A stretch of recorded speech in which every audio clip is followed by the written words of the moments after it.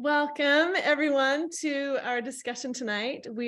I'm here with a panel of experts to talk about betrayal trauma and addiction, specifically sex addiction or pornography addiction. We'll talk about all those clarifying pornography and sex, and all of the effects that the dynamics of the relationship and the ways that we can help and support. Our whole goal is to offer encouragement and hope and understanding. I am a facilitator of a singles group, Christian singles, and I do various focus on values each month. And this month we're focusing on respect, fair play. And from that, I felt it to just open minds, I guess, understanding. I feel like respect comes from understanding others. And in doing that, it's just telling stories. And then I thought this was a really good way to help us understand people in our lives that we may not completely understand, and hearing their stories and hearing where they're coming from really helps. So that was my motive. That's why I wanted to do this. I'm a certified mentor, but more than that, I would call myself a collaborator. I love learning from the experts, the people who have had extensive education and experience. And in this group, we have these people. Well, I don't know if all of you are in this particular group, but these are the kinds of people that are there, the experts. We have therapists and life coaches, and we have some college professors, public speakers, and authors. Anyway, anyone who would support the singles, that some of those experts are also married. So it's just in there to support the singles. So I'm getting all of my talking out because I want you guys to do most of the talking after I introduce you. Kathy Kinghorn is the first one on my list to introduce. She's a licensed clinical social worker. She's a therapist and business owner. Name of your business, Kathy Kinghorn. Kathy Kinghorn. It is, and I have a couple of them, but that's one. Yes. Okay. Yes. Okay. Very good. And we'll get links we'll share links and all that to connect with any of these people that are on here too, if you want to. She specializes in the treatment of sexual addiction and betrayal trauma. She is in the process of creating a 100-week online curriculum for sexual addiction recovery and betrayal trauma recovery. She has spoken nationally and locally on mental health topics, primarily sexual addiction. And then we have, not in here, but there is someone that we do have also that has been a part of our discussions, a part of our panel, is Dr. Nathaniel Lambert, Dr. Lambert. And most people know him by Nate in our group. In fact, people I think are surprised to hear that he's a doctor, because he is a real estate agent. He's crushing it in the real estate world, but he also has a doctorate. He has provided some scholarly articles, he called it, several scientific journal articles on the topic of pornography. So we can use some of the stuff that he has provided too. And if he comes in here, he can answer some of our questions. He has a PhD in family psychology and has done extensive research. He's also a former college professor. He worked for Brigham Young University for several years. He, by the way, just got married. He's with his new bride in California. So the honeymooners might not show up. I'd be in California. I don't know if I'd be showing up. And then Marni Bown, she experienced betrayal trauma after 21-year marriage. She's a public speaker. She recently spoke at the Life After Divorce conference hosted by Brigham Young University. She's married now and has 9 children. 9 children. So how many did you have? I had 4, he had 5, and then my son got married. So we got 12 of us, yeah. Oh, that's awesome. And she's a life coach for anyone needing to heal from betrayal trauma, male or female. I was happy to hear it's for male and female, because I do hear men even are telling me that they would love to see that there is more support out there for them. And then Blue Robinson is clinical mental health clinician. Is that how you say it? Did I say that? That's fine. Yeah.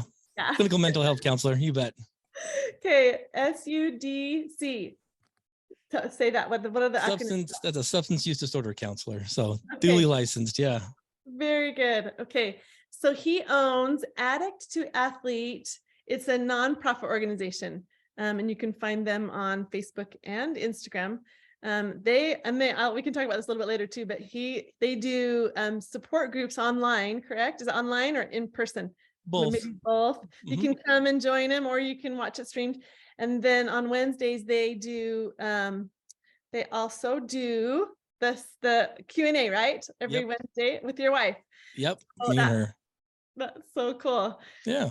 So you can join those, you can watch them. That is awesome. So we'll talk about some of his beliefs of erasing and replacing. Oh, look, there's even the logo on here. Erase and replace. Turn the mess into a message. That's right. And so anyway, they support anyone who is struggling with or in recovery from any addiction. So he understands addiction extensively. He has over almost 9,000 followers, 8.6 thousand followers on his Facebook page. So he knows what he's talking about, and a lot of people are finding success in what he's teaching. So that will be fun to hear a lot of the stuff that you share. And then Raquel Custer, she is a life coach. Oh, we should have you guys raise hands. I'm sorry. So Kathy, raise your hand. Show us who you are. And then Marni and Blue, the only male on here right now, so you can guess that's Blue. And then Raquel, you raise your hand. Raquel, she's a life coach. She specializes in partner betrayal. She is APSATS, the Association of Partners of Sex Addicts Trauma Specialists. She started as a betrayal trauma coach through Bloom for Women, and now has her own private coaching practice, The Healer's Art. And she has a bachelor's degree in marriage and family and human development with a minor in sociology, and she's trained as a family life coach. Holly Martinez, she's a clinical mental health therapist and works at Therapy Utah. She works with Kathy at Therapy Utah. She specializes in sex addiction and betrayal trauma, working with groups, individuals, and eventually as couples. And she has a passion for EMDR, accelerated resolution therapy, and Sue Johnson's attachment-based emotional focused couples therapy.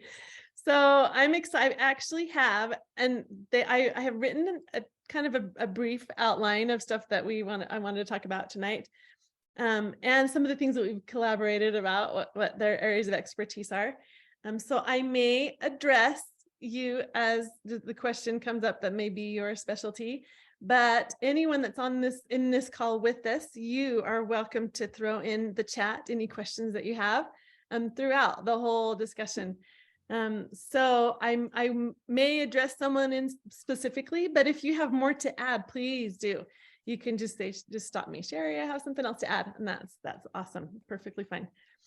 So even though I may think that one person may have an answer, I know that all of you do. All of them have answers. So anyway, I believe that with healthy attachments and connections and building trust, that takes looking at ourselves, and that we can talk about that, different ways of healing and finding hope. But you may be in different places. Those of you who are listening to this, it may be in a place where you still need to be validated for what you're feeling. And that's so important. We want you to know that both of you. So here's the challenge, Kathy, you guys can tell, any of you that are therapists, how is it to validate both parties at the same time when a couple comes into your office, and then you have to validate both parties. So we can talk about some of that. So here's the first question. Gosh, I feel like I've just been rambling and I'm done. Can't be done yet. So first question that came up to me that was brought up is that they would love for you to define, and I will direct this to Blue first, if you don't mind, Blue. Yeah. Define what is addiction? How do they know if it's an addiction? Some are saying, I don't have an addiction, it's just a compulsion, and I don't have an addiction. Yeah. It's a great question. Addiction is simply a pattern of compulsive behaviors that really do kind of start to have very strong like issues in the degrees of social lives, occupation, maybe legal, and it has consequences. And despite those negative consequences, they continue on.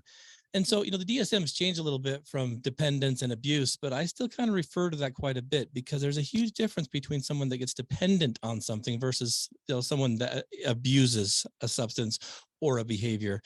And it is kind of an interesting, I guess, paradigm that we're in right now where some of the sexual addiction doesn't quite register yet the DSM. It needs to because it's very prevalent.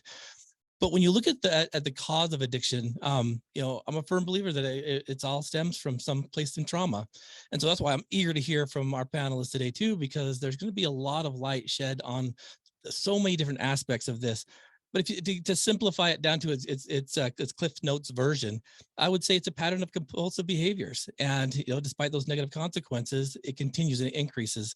The secrecy, the gaslighting, all that stuff kind of floods in because at the core of the person who's battling the addiction, there's a core issue in there that they haven't identified yet, that they're afraid to get to. And that's where all of you panelists and all of us come in to help them discover that.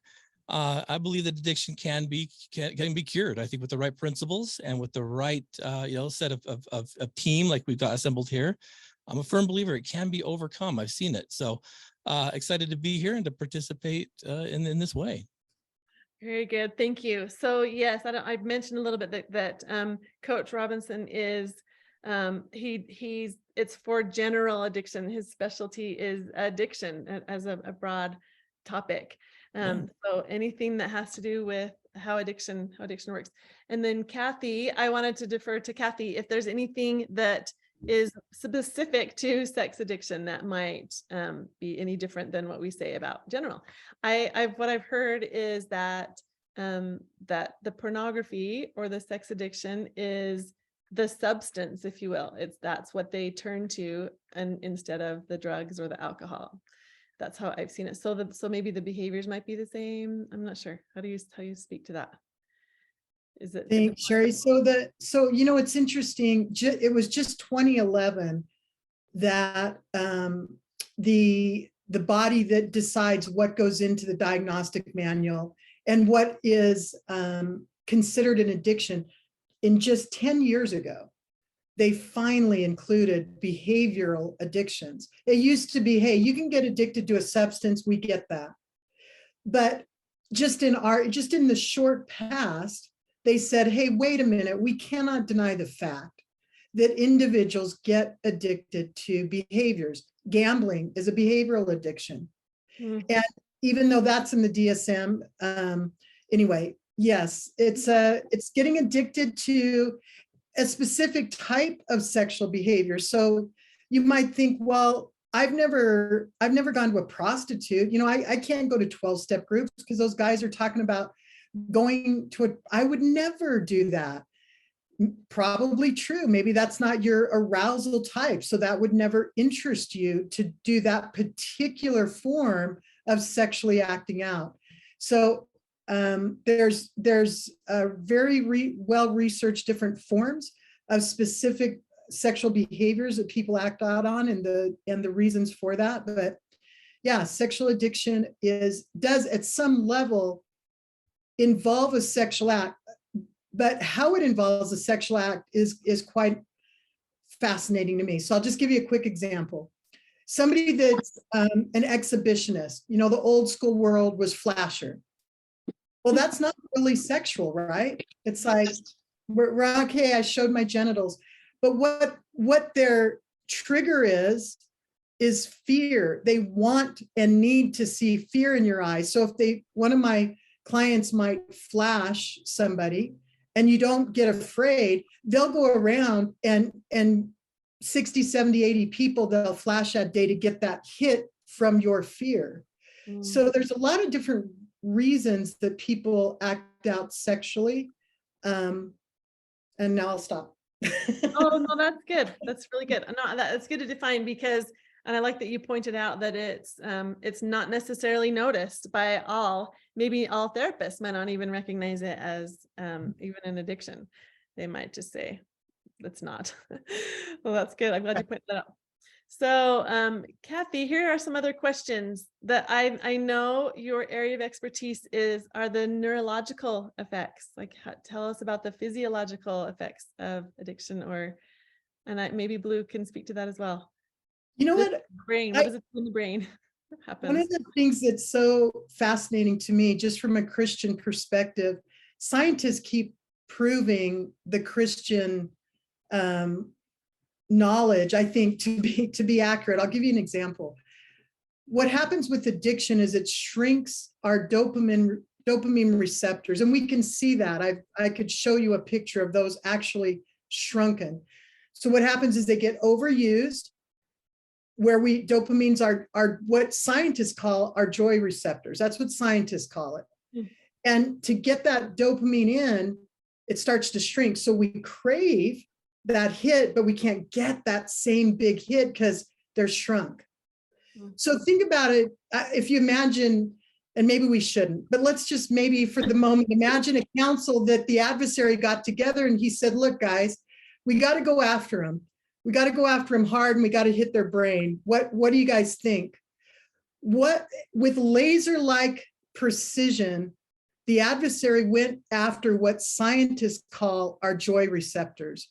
Men are that they might have joy. What did he go after? Our joy receptors. Wow, I like that, insightful. That makes a lot of sense too. Wow. Yeah. So, now, Marni, well, let me see.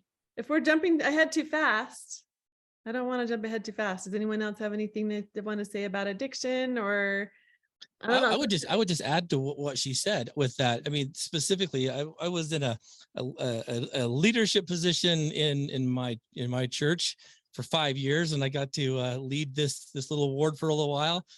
And that was the number one issue that I dealt with more so than anything, was pornography addiction. And the problem I saw with it too is that because it's so natural, it is the most difficult thing to overcome in any addiction. I mean, you're talking chemical dependency is like a walk in the park compared to this because of that. And so she's absolutely right. It shrinks that dopamine receptor down, and nothing brings joy. With the guilt and the shame that's attached to that, it really does wreak havoc. So yeah, she's right. The adversary knew exactly what he was doing to tarnish, that aspect, because it is a plague. So I agree 100%. I'm so glad you said that. And what it makes me think of is if you do the reverse cycle of our actions come from our feelings, and our feelings are motivated by our thoughts. So anything that we put into our minds is going to create the thoughts and the actions and the feelings. Anyway, so that's what I thought about. That's why he would go there. Yeah. Holly. If I can add something too. Yes. Well, I was just kind of thinking about the sexual addiction, and we all have different, as Kathy was saying, different arousal templates. And we're all trying to get a need met. Something that's different about sex addiction that might be different against maybe drugs and alcohol and other types is that we're actually not trying to take the sex away, right? It's something that we're actually want to be a healthy part. So there's managing that, is that it's not about going dry. To have a sexual health, a sexual healthy sexuality isn't about cutting out sex from your life, but using it in a healthy way that, through positive coping skills and using it to connect. So it's a little bit different than some of the ones where we just take it away. I'm glad you said that. Someone asked me when I told them that I worked for a therapist that specialized in sex addiction. They said, sex addiction. He was just shocked. And he said, so how do they cure that? Sobriety? Like, no, does that mean abstinence? Is that how you cure it? So anyway, I said, no, they cure it with connection, is that my answer. Anyway. Well, I think it's more than just connection to others. It's also connection to self, connection to a higher power. So it's being able to connect with all of those, not just that one person. Oh, okay. Very good. Okay. So, I'll touch base on that too. One thing I've noticed is with my own clients and stuff that I've worked with, specifically with married couples, is that there's these 3 stages. And the problem I'm seeing is that we have a real hard time understanding how to love someone and then allowing them to love us back. So, and what I've noticed is that when you first, have an initial attraction and you're falling in love, that's a great stage, right? I mean, you remember what that was like, on the telephone all night, your battery goes dead and you just want to be with that person all the time. Well, eventually, that's going to wear off. Masks come off, realities kind of kick in, maybe marriages happen. And eventually, I think everyone goes through what I would say with the stage 2, falling out of love. It's kind of like, wait a minute, I'm aligning myself with this person, and there's all these kind of like hidden things I didn't know of. And that's a real hard thing. Now, you can get through this, and that's the third stage, learning how to love and learning how to be loved. But what I've noticed is that we're having a real hard time getting there because we've kind of forgotten what that even is. So I love what she's saying about, like, making sure that these aren't just abstinent-based conversations. They have to be very emotionally detailed, which, let's face it, men, we have a really hard time opening up to that side of us. It's confusing. Many times we have, people in our lives, maybe even like parents, that may not have shown how to love and be loved. And so there's such a chaotic experience to be dealt with that. And what I've noticed is that we're struggling with what authentic love means for ourselves and to allow someone else to love us as we love them. It is turbulent. Yeah, that is so true. So we can always come back to this too. But I did want to talk about what is the loved one's experience, and all of you can speak to this. Kathy, I can quote Kathy. She, when we first talked, she said, the way that she thought about betrayal trauma is you can't be betrayed until you have trusted. So that means that you have it in you to trust, right? And it's learning how to trust again. But what is it that breaks the trust? Marni, anything that you have to say about defining the effects, the characteristics of the spouse? What happens when they learn of their spouse's behaviors? So I feel like when I found everything out, it really was the shattered world. Like everything in my life and the way that I saw it wasn't true. I saw that there was this other life. I'd been married for 21 years to someone who had his acting out had evolved to an extremity of prostitutes, strippers. I hadn't known about anything really with pornography. Looking back now, I can see being educated, but I only caught pornography the first year in our marriage of the 21 years. So when I caught his work phone, and also he was that spiritual, Christ-like leader person that even when things didn't seem right, I believed who he showed me who he was. And I would even kind of make excuses for him in ways because it had to be true. I convinced myself of his truths in a lot of ways, the whole gaslighting, things like that. Anyway, so for me, the actual discovery, which we refer to as the D-Day, was when it ultimately just fell apart. And I pulled on a string that just kept going back farther and farther and farther and farther back. And the most difficult part, I think, for me in that experience was the lack of trust that I had in myself.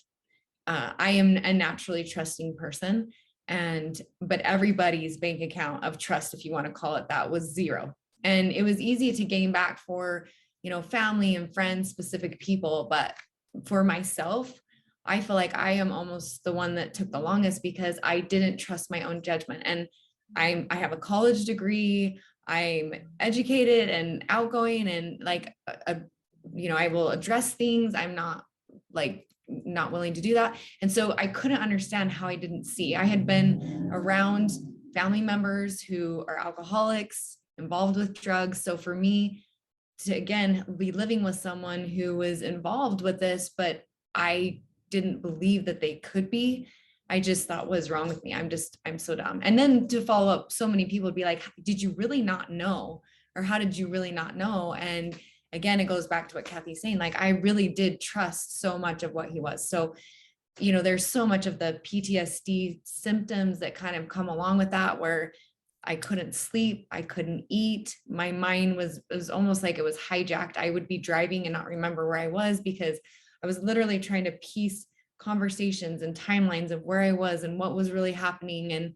And then, just like the nightmares, there was a long list for me that really took a long time, and not even really being able to be the mom that I needed to be for my kids because I was so distracted in my new life and what is my marriage and where are we going. And I had him move out and with the intent to have him move back in, but it just, again, pulling on things that he continued his behavior. And fighting for someone who's not fighting for you, that he just really wanted, in my experience, wanted it to go back to normal. But to me, I now knew, and it wasn't normal. And in ways it was almost more hurtful that he knew I knew and would still go act out. Yeah, that is, thank you for sharing that, Marni. It takes a lot of courage to share that. There are a lot of women I know that experience that are not as not ready to share it publicly. So I know that you speak to a lot of women. There are other experiences too, and anyone that wants to share can definitely share. But I know that there are different levels. Maybe I would even tell me, correct me if I'm wrong with this. You all know a bit more than I do. Are there different levels of the trauma, betrayal trauma? I wonder what, I mean, I can tell from your story why that would be considered trauma, because it was such a shock. I would say trauma might be something that's out of your expectation, or maybe. But how would you, any of you betrayal trauma specialists, how would you describe that to a client who's new to this? What does the betrayal trauma mean? Why do you call it trauma? Does anyone want to speak to that, Raquel? We haven't given you too much chance to talk, and I know you have some great things to say about this too, if you want to. Sure. I was reading something last night that kind of stood out along these lines of just, and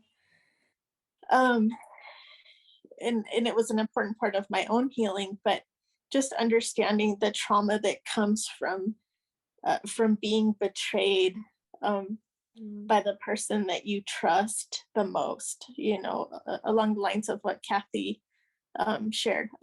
Betrayal from someone who you're supposed to, who's supposed to provide safety and security, and that's where you experience, betrayal. So yeah, if that helps. Yes, Marni. And I would say for me, in my experience, that I don't know that I can even compare the trauma or the level of trauma, because when I found pornography on the computer the first year into our marriage, I mean, this is when the internet was so new and I didn't even know what I was looking for, and it happened to just kind of come my way. But I felt like he had cheated on me then.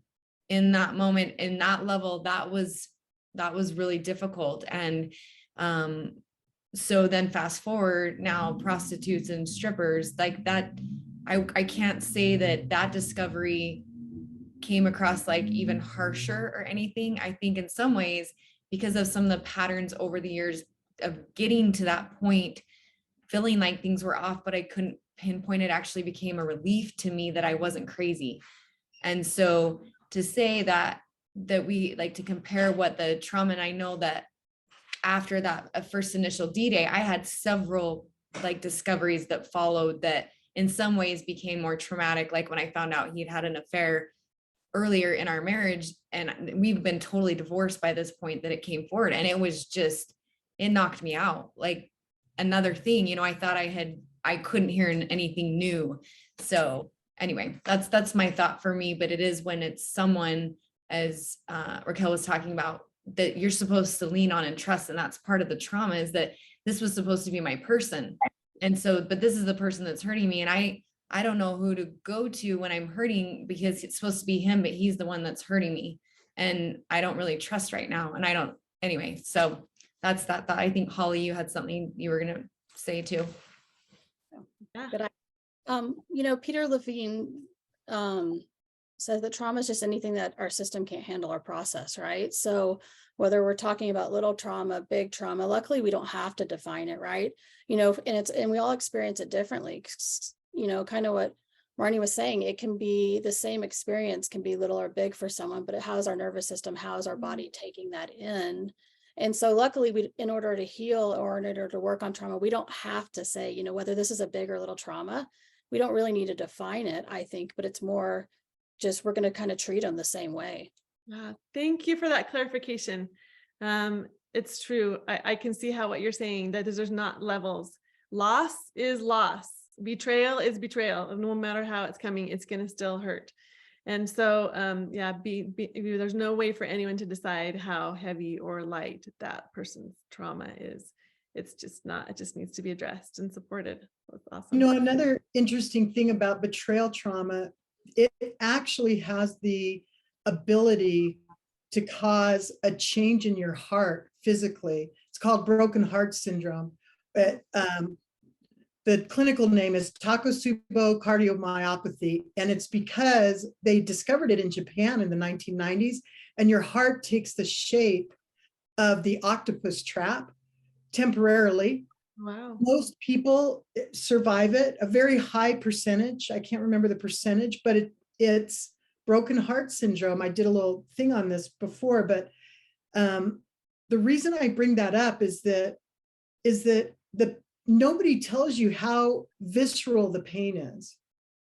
The pain is in at a cellular level, and your heart actually breaks physically. It's not a metaphor. It's not when the spouse is saying my heart feels like it's broken. It's like it is physically for a time, and certainly healing comes, but that can be the impact on somebody's physiology, which is pretty significant, obviously.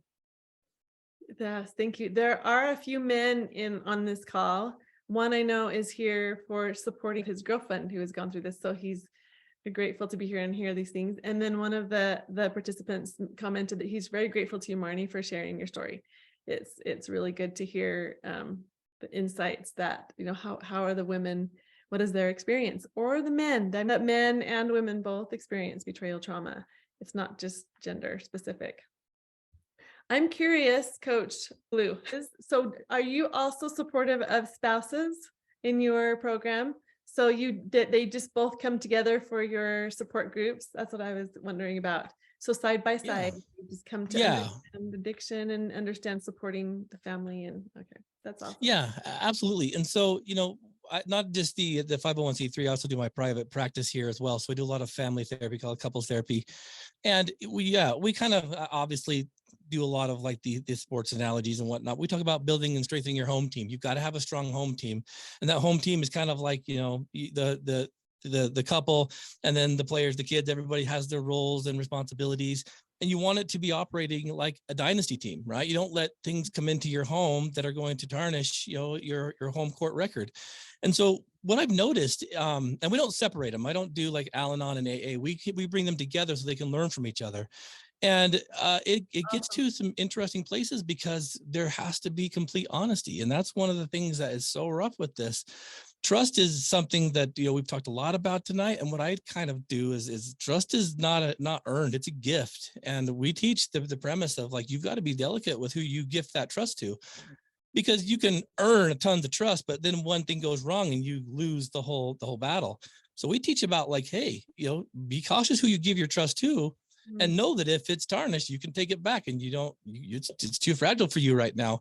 And I think it comes in increments, but yeah, we do both together. And you know, there's been times when, you know what, unfortunately it's not going to work. Like I said, even when I was, you know, serving in my church, there were times when I had to counsel separation and divorce, and it got me in a little hot water with some other people that were higher than me. But I'm like, look, this person's not wanting to change. Their heart is at war, and this isn't going to work for her.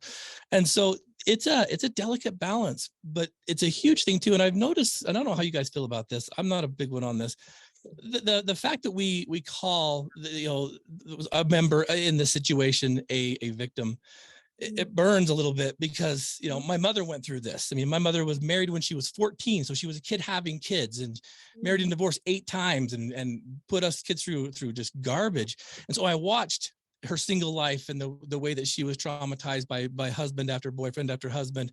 Subsequently, my sisters went down that same pattern.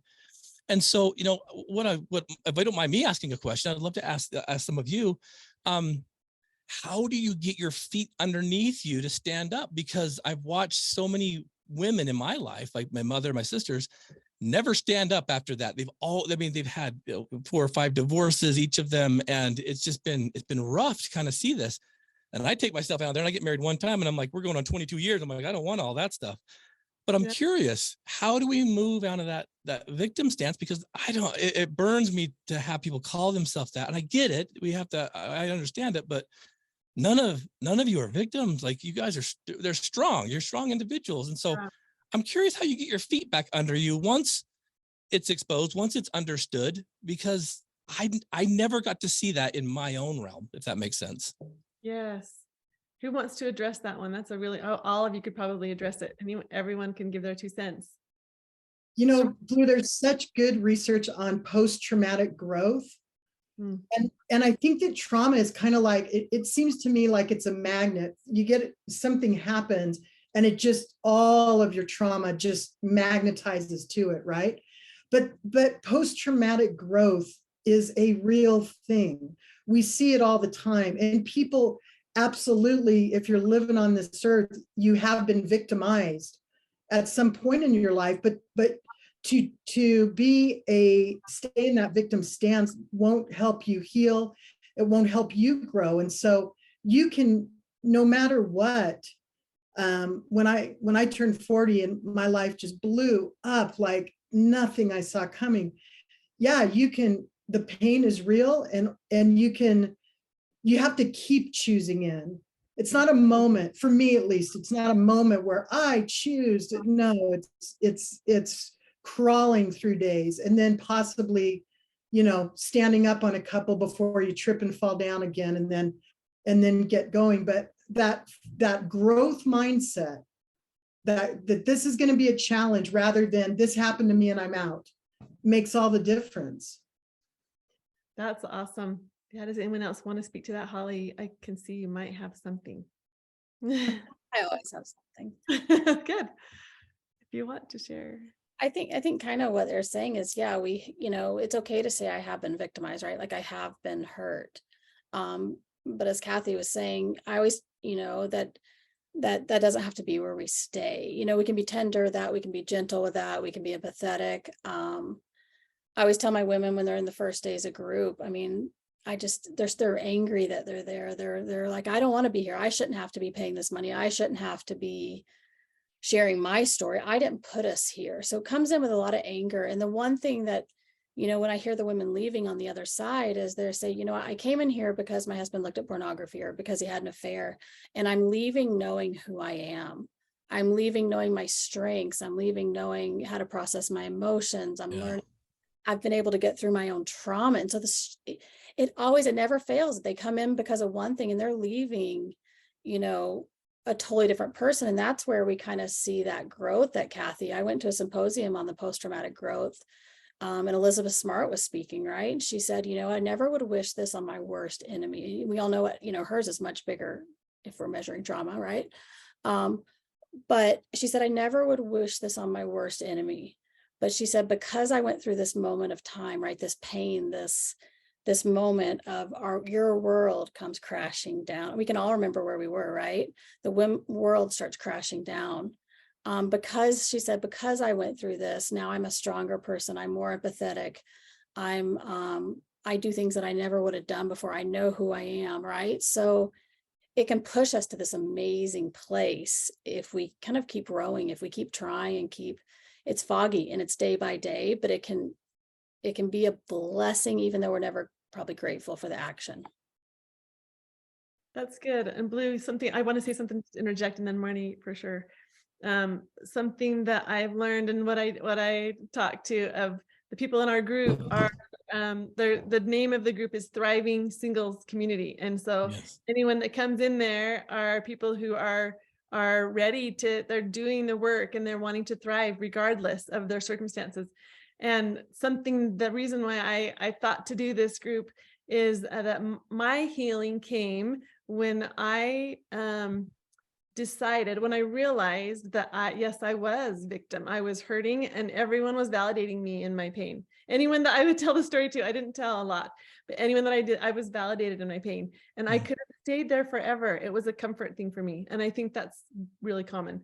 But I did hear from one of the self-help personal development courses. They said, you can stay here or you can see how it's serving you, but being outside of validation is where you're going to find your healing.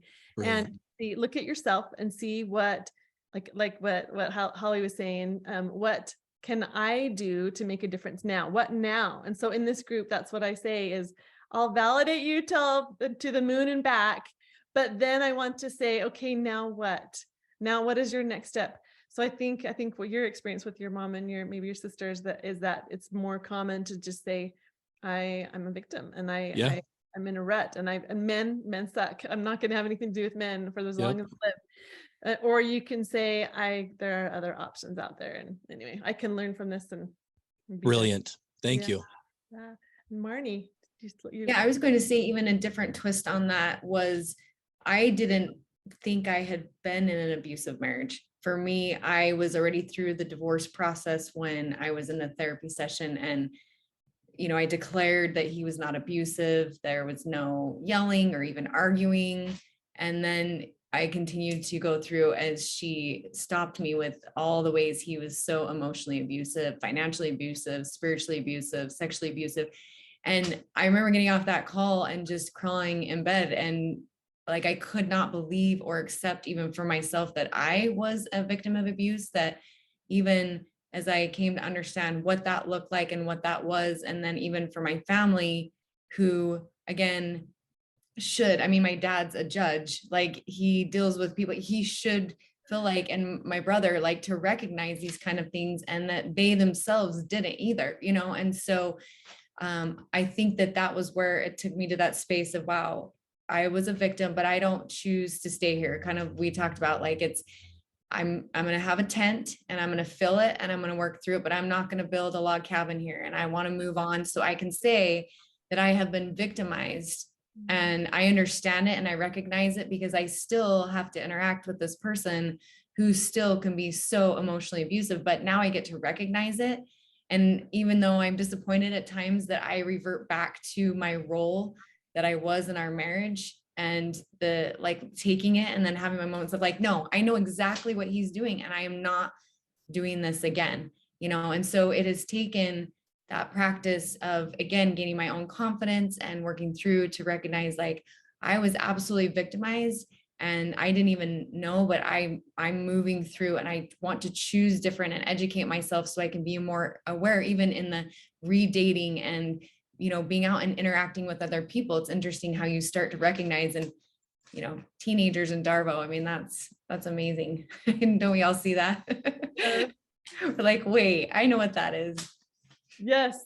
So who wants to answer the questions about dating? You guys all are leading us just this conversation beautifully. This is the next thing I want to talk about is, so that's what I would say is, say, what now? Now, what kind of advice can we give to those who are now wanting to date? Well, just all about boundaries and dating. All about what does recovery look like? I actually heard, I'll tell you this before we hear your answers. When I worked for Dr. Red, there were a few clients who were telling me, I will never date a man who looks at pornography or who has looked at pornography. If he's ever looked at it, I'm not going to date him. And I asked Dr. Red, what is his 2 cents on that? And what is your advice for someone who said that? And he said, definitely you want to understand, where they are in their recovery.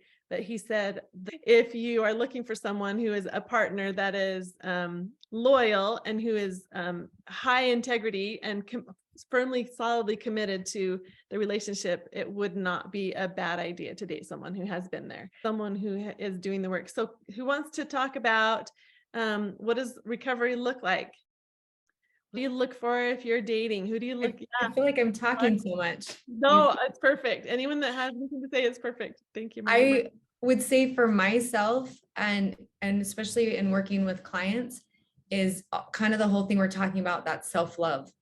Like if I can't identify and know what I value in myself, then for me, it's hard to find that. Then we're constantly seeking in other people. And again, when you've experienced betrayal trauma, how I didn't always trust myself. So, but if I trust someone else who I don't really know that well, more than myself, I'm not really in a good space. So a lot of it is creating a foundation. And I work on I am statements with my clients, a lot of helping them know things to be true.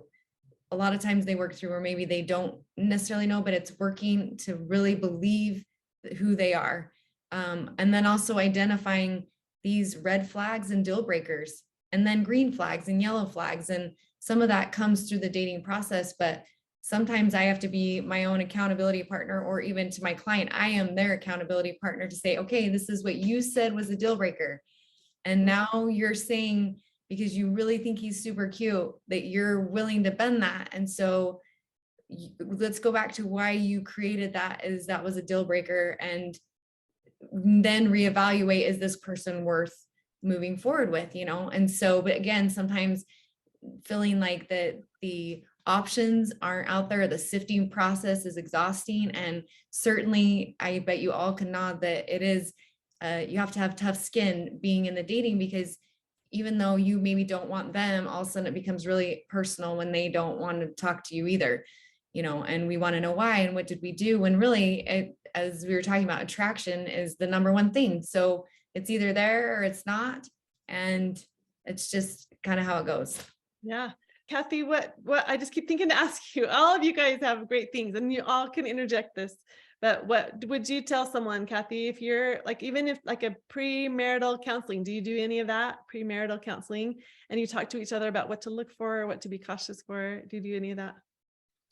Yeah, I mean, I think just the short answer is, do they take responsibility for keeping themselves safe? Yeah. Honestly, and if no, then move along. But explain that. But if yes, like, how do you keep yourself safe day to day? And they're very specific, you know, that they say, well, I'm not on electronics after 10, and I know how my dailies, I make time for those. They're important to me. And I know when to reach out to my therapist and get what I call a tune-up session. And I don't go to places that basically, to keep yourself safe, you have to adjust your safety plan depending on the situation you're in. When the risk goes up, your safety plan should go up. So just a quick example, I just had one of my guys, a client, say he's going to Vegas, and I said, well, what's your safety plan? He's got a legitimate work thing, and he said, you know, if I get sideways down there, I've got group members' phone numbers, and I'm going to call them.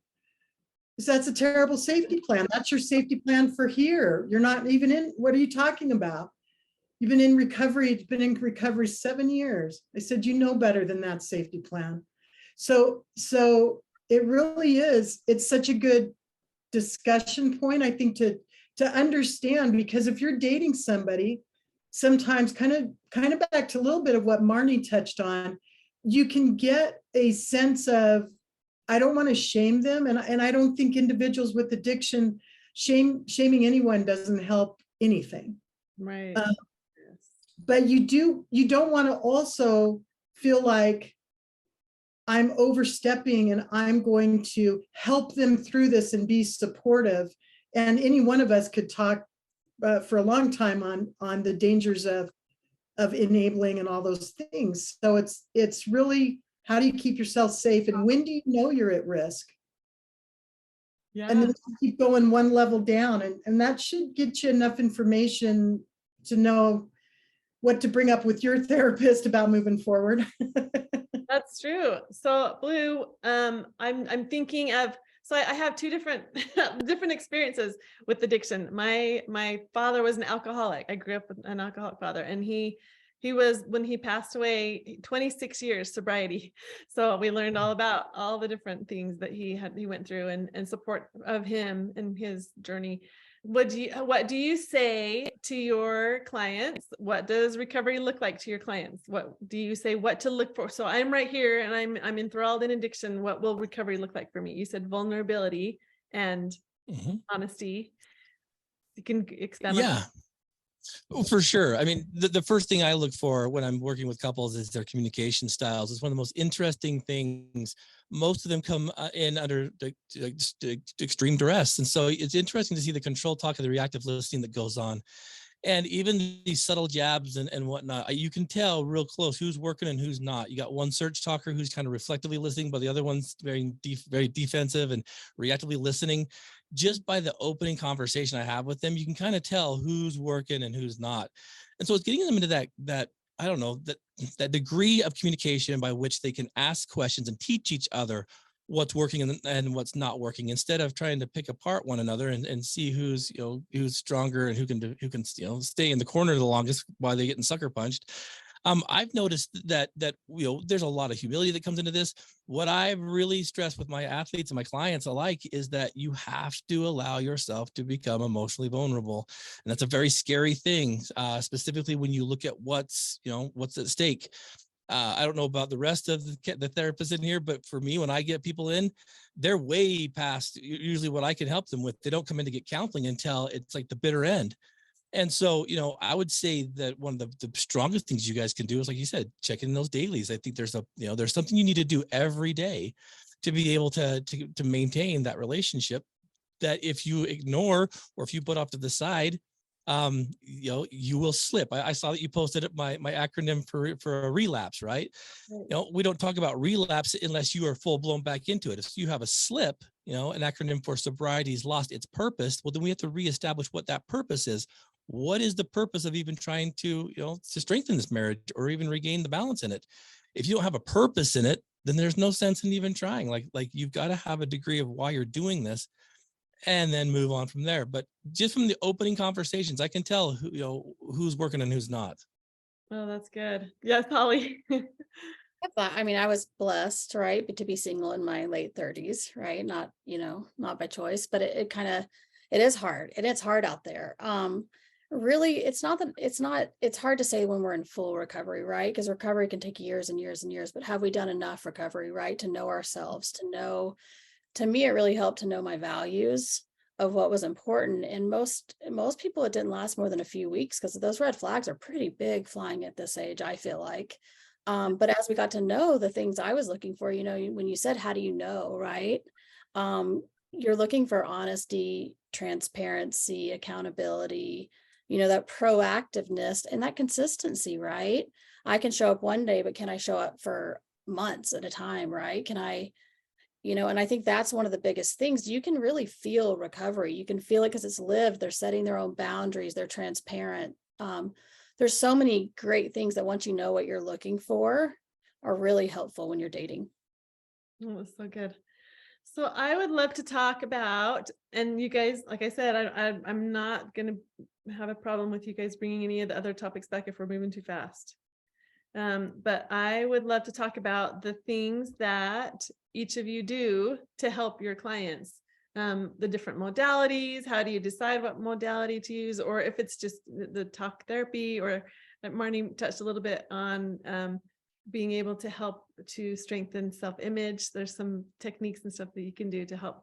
Anyway, so I would love to hear, how do you help someone in recovery? Kathy and Holly, I know you guys have some courses coming up and stuff. There are other people in this call that do other things, but I would love to know how you guys support your clients. How can we find healing and hope from what you offer? We'll start with yeah. Oh, sorry. Did you have an order? Nope, I don't. I was gonna make an order if no one piped up. Yeah, no, and I still had Blue's question in mind. I know it seemed like we were all really moved by your statement about your family, Blue, your mom and sisters, and how did we do it, and so I felt like that went well with your question, Sheri, about like what do I do to support partners in their healing?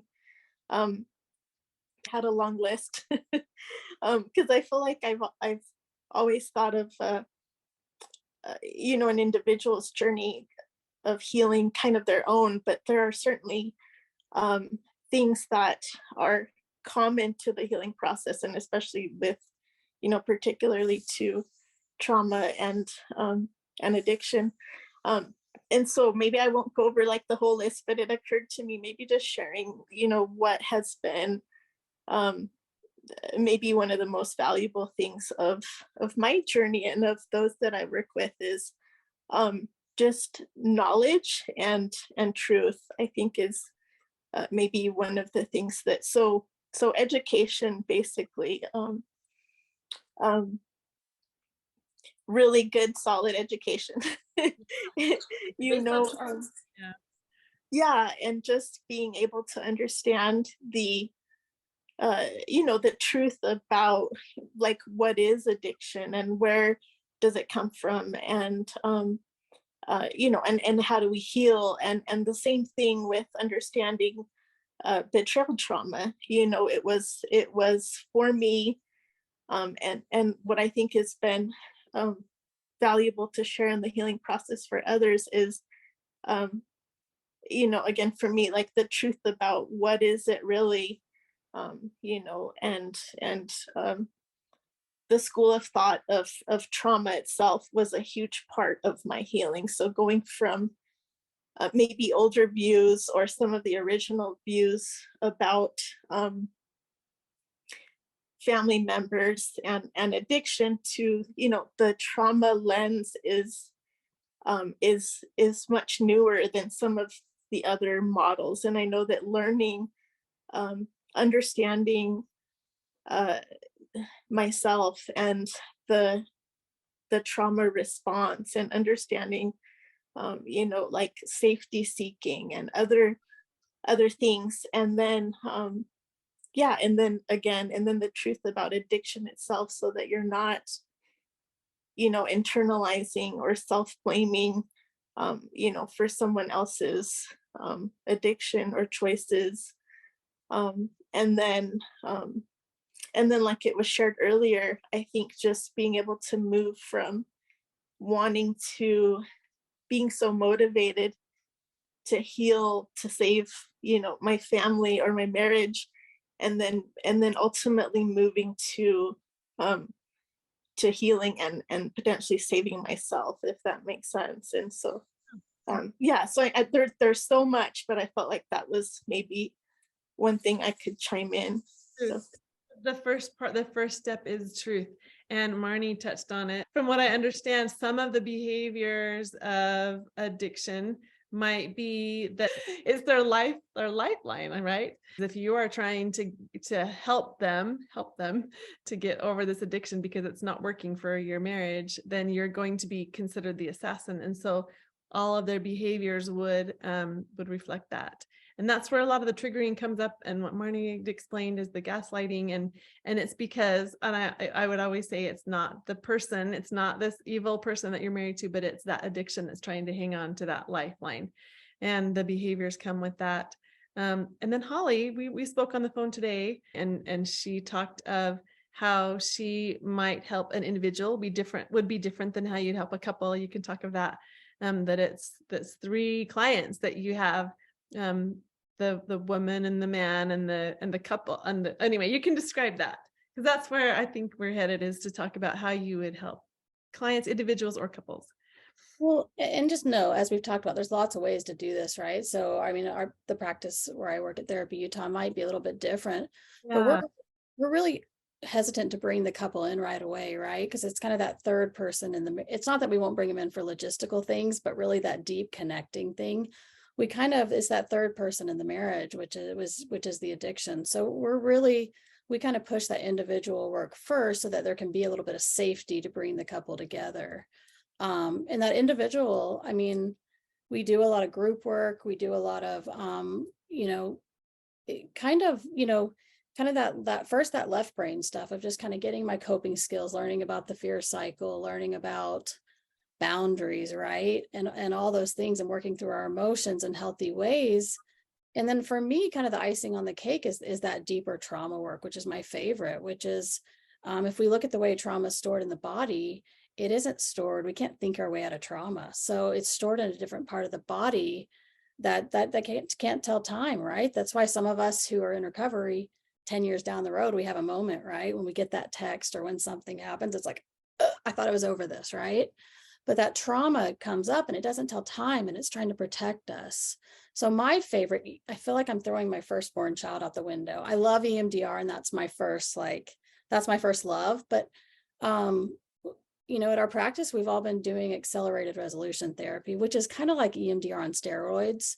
It's just a little bit more easier for people to handle, and it's a lot quicker. Instead of, 6 months to a year, we're looking at 1 to 3 months maybe, and even see enough of a difference in a month. But we're really just, that's my favorite part, is that we go back.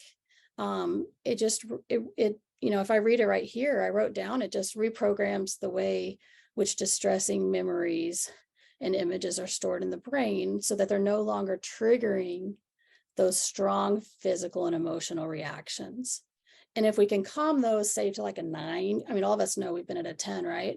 But if we can calm those down to a 2 or a 3 or even a 0, then all our coping skills we can use, right? We can think about how we want to react, how we want to respond, but kind of getting that trauma out of us. That's my favorite part. And a lot of times people will come in because of betrayal trauma, and then we're working on childhood stuff, we're working on parent stuff, sibling stuff. And the more we can clear out, the calmer their bodies are. And the more they can just keep healing and healing, because they've been carrying around this whole life, but they don't know. So accelerated resolution therapy, it's a little bit newer. EMDR has more about 40 years of research, and this is it was adapted from EMDR. But that's probably one of my favorite ones that we do. That's very cool. I love that you say it's like EMDR on steroids, but it's more gentle, you said. But that sounds like it's a little more intense. Well, not gentle, but the clients can deal with it more for some reason. That's interesting. Yeah, and EMDR, we sit through the memory, right? And we want to get it down to a 0, and we sit through it for even weeks, right? And so then our nervous system, I get clients where they'll just tell jokes, right? Instead of doing the EMDR, or they'll have to cancel, or they'll show up late, right? And they'll be like, we've been doing this for years. I'm like, we've only done this a couple of times, because there's just that avoidance. Who wants to say, come on, let's go look at your childhood trauma. And so with ART, we get through the whole trauma and even more in one session. So we might hit a couple of sessions, right, of different events or different life things, but we only ask them, instead of sitting in it for months, we ask them to sit in it for maybe 1 to 4 minutes, but we're still accessing that part of the brain where the memories are stored through that bilateral stimulation. Usually I love therapy. Why does it, I don't know of anyone who ever says they don't like therapy. I just think you're crazy if you don't love therapy. I think it's fun to learn so much from you guys. It's been the most, if I put one more plug in for it, I'm not doing this to sell it. Like, no, but you're here but I'm glad that you have services that you can offer too. I'm so passionate about it, because it's been one of the most spiritual things I've ever been a part of. No one said trauma work is spiritual, right? Like, I don't know. I just didn't put those two together when I went to school, but just seeing, people come down to their true selves when you take away the trauma of what happened to you or what you've experienced, you really get to see that, I am lovable, I am enough, all those things that come up that we're really searching for. Well, and therapists and coaches are the most compassionate and loving people, because they do have to validate all of their clients. You can't have a couple coming in to your session and saying, well, I like these kind of people, but I don't like those guys. That's just not in therapy's mentality. So yeah, Marni and Kathy and Coach Robinson, do any of you guys want to say what you do with your clients? I'm excited to hear about blues and your athletic stuff that you talk about.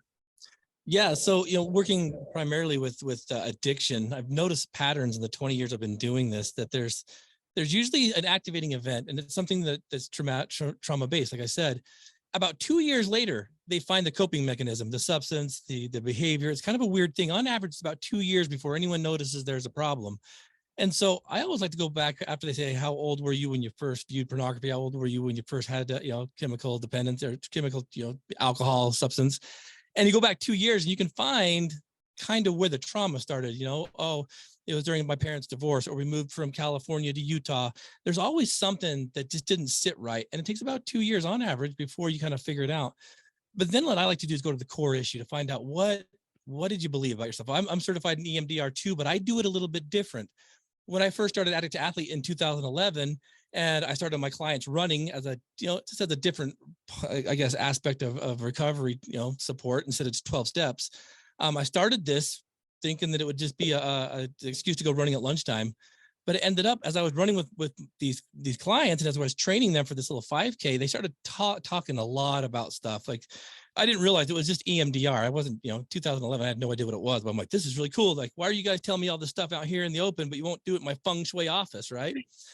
And so what I do is literally, movement equals healing. And so I have in our gym, just a little gym right next to this podcasting room, we have 2 treadmills. I'll be on one and they'll be on the other. and they won't even realize it's happening. You start, walking and putting the pitches up, and I can kind of remotely give them a little bit more stressor if I need to get them, talk a little bit more. And it is wild how fast it pours. In fact, I'm doing a study right now with BYU. They're going to study how this form of EMDR works and how fast it does, because it's the same thing and they don't realize it's happening. So kids, when I work with the youth, we call them the minor league, right? That's the best thing for them, because it's not so impersonal, right? You can get that. It feels like they're just going for a walk or something. So that's kind of the same modalities I use, but I do it kind of in motion. I'll do the bilateral stimulation face to face and whatnot, but I found that this works really well, and I'll be excited to get some of these results and share them with you guys. Yeah, for sure. Would love that. That's very cool. Addict to Athlete. Yep. So that's interesting, because we've talked about this, where I said I don't love the label of addict. He said it's because we want to focus on what they're doing and not who they are as an individual. Absolutely. It's why we use a Roman numeral 2 and not the number 2, because the Roman numeral system doesn't identify 0. So you can never be less than 1. And once you added number 2 it and 2, that's how you build foundation. So that's a foundation. You can build structure on top of that. So it's kind of corny, but that's why we use it. No, it's not corny at all. It's very cool. I love it. It's so cool. But that's what I wanted to say too. Yeah, it's not who you are. It's what you might do, but it's not who you are. It's part of you, not who you are. Yep. Right. There you go. Okay, Kathy or Marni, who wants to go next? Tell what you do. I can go. I really love internal family systems. So, if we think about, there's an addict part of me and there's a recovery part. No, when you come into my office, usually both of those are present. And internal family systems just believes that there's this internal family, just like the external one. And so you have an addict part, you have a manager part. And when you validate that addict part, part of this particular therapy is just saying, hey, let that part know that you're really grateful for it. It may have saved your life at some point. And it's always an emotional experience for them to be able to thank that part for doing such a hard job. Mm-hmm. And if you're somebody that's experiencing betrayal trauma, this can sound like, are you kidding me? Now we're thanking the part. That's just great. But I promise, if you welcome all the parts, let the parts tell their story, allow them to have a different job. As long as I've done IFS, when I say, hey, what would that part like to do if it didn't have to do this really tough job? There's just some beautiful responses, like it would like to create. It would like to be a part of something. There's always a positive there. So I just love internal family systems. That is cool. I want to learn more about that. That's very cool. I mean, I know there's two parts of me. One that says they want to be out there and doing stuff, and the other one says sit down and zip it all the time, or that just critiques me on the things that I put out there and I have to hurry and delete it. I do that a lot. Yeah, Marni. Yeah, well, just even piggybacking on that, Kathy, I feel like being the betrayal trauma spouse, I had to ebb and flow between the empathy and sympathy I felt for my husband, knowing his exposure to pornography and kind of getting to the root when I understood like that, and how addiction, how I understood again with drugs and alcohol really wasn't that different. Yet I felt like with the sexual part, people were just like, what's wrong with you? Just stop. And getting to the root of what that was there is something else that really created why that became what it was. And so I love how, both you guys, Blue and Kathy, how you guys really talked about that too. So for me as a life coach, I work on a lot of what's moving forward. So most people, by the time they get to me, have worked with a therapist. And so they've been able to kind of diagnose and work through some things in their past. But for me, it's a lot of the working forward. And again, a lot of identifying their self-worth, who they are, trying to help achieve goals, A lot of times because of the emotional abuse, I refer to them as bullets. They've kind of had a lot of bullets coming at them that have been included with some truths that make them feel accountable for maybe what they don't need to. So it's like thinking of them coming at you in slow motion, and you get to kind of take some and work on those and then let go of others. Like if it doesn't apply.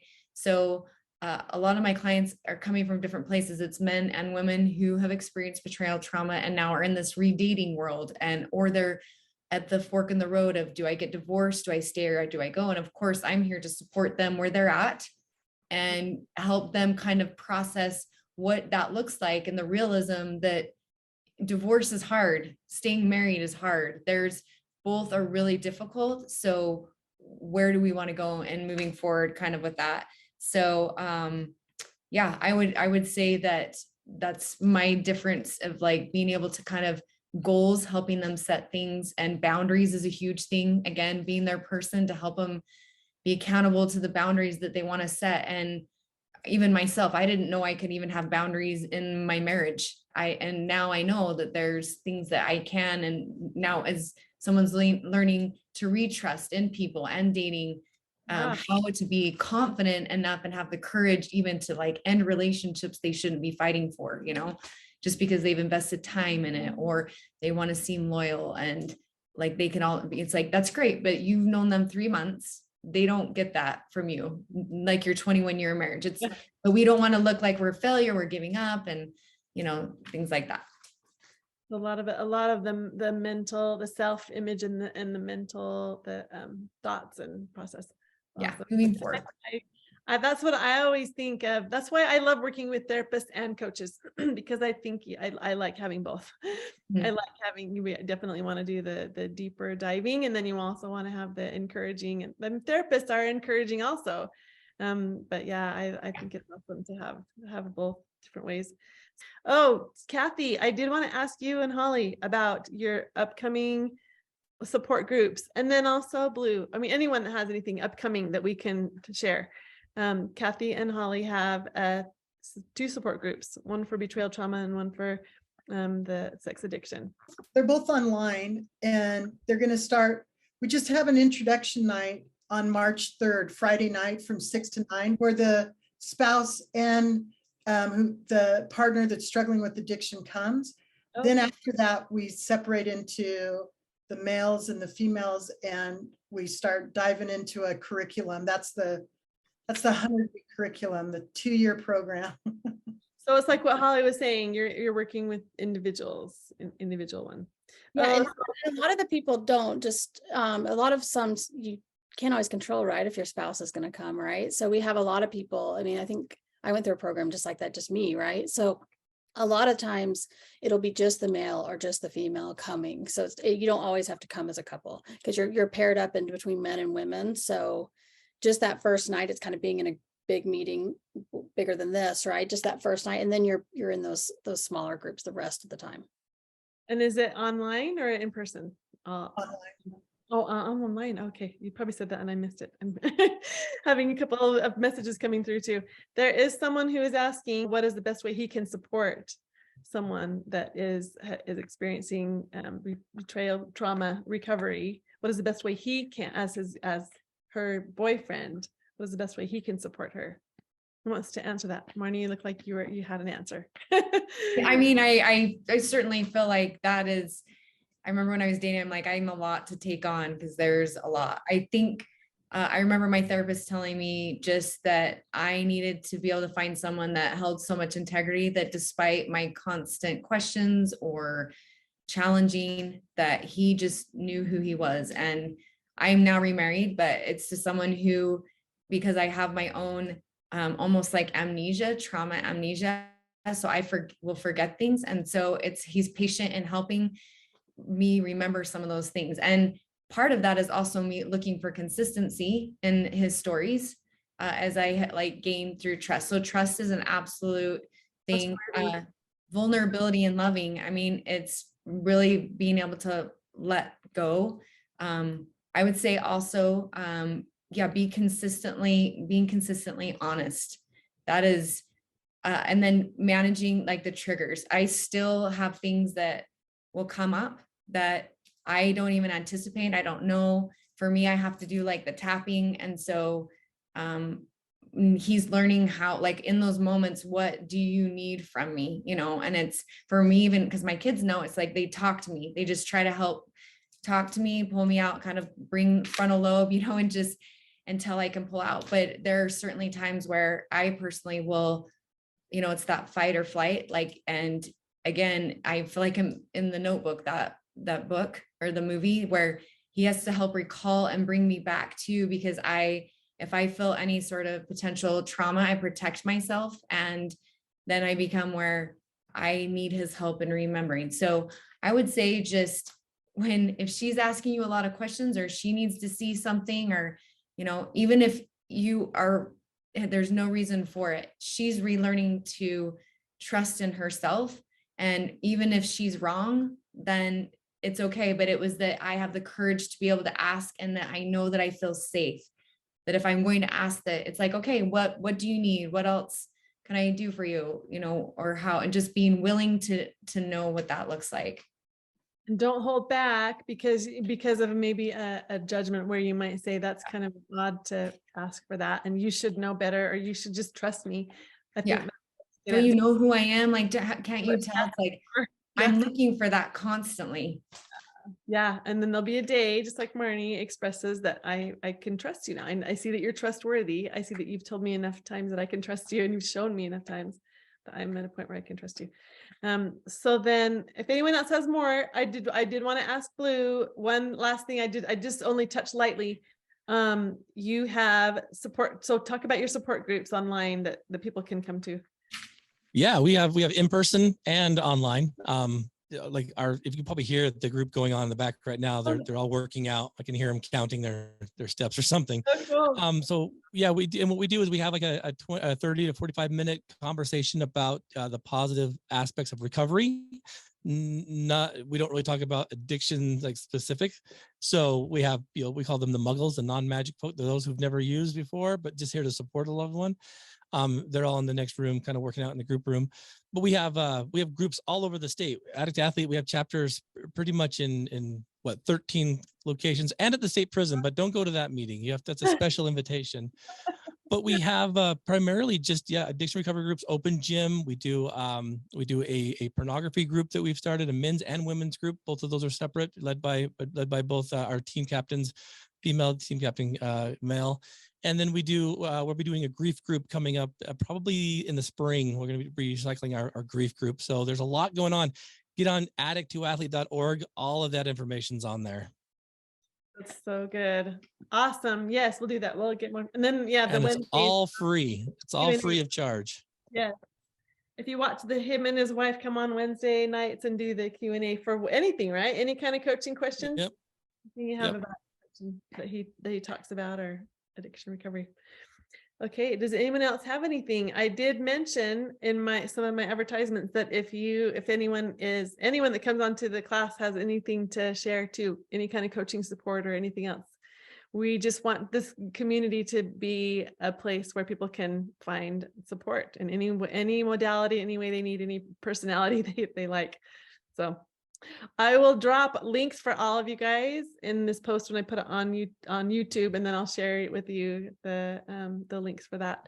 You can share them. So thank you guys, all of you, for being here and all that you shared. And if we have any other questions, we'll for sure direct them to the right people, people that they want. Awesome. Thank you guys. Thanks. Good meeting you guys. Thank you. Bye.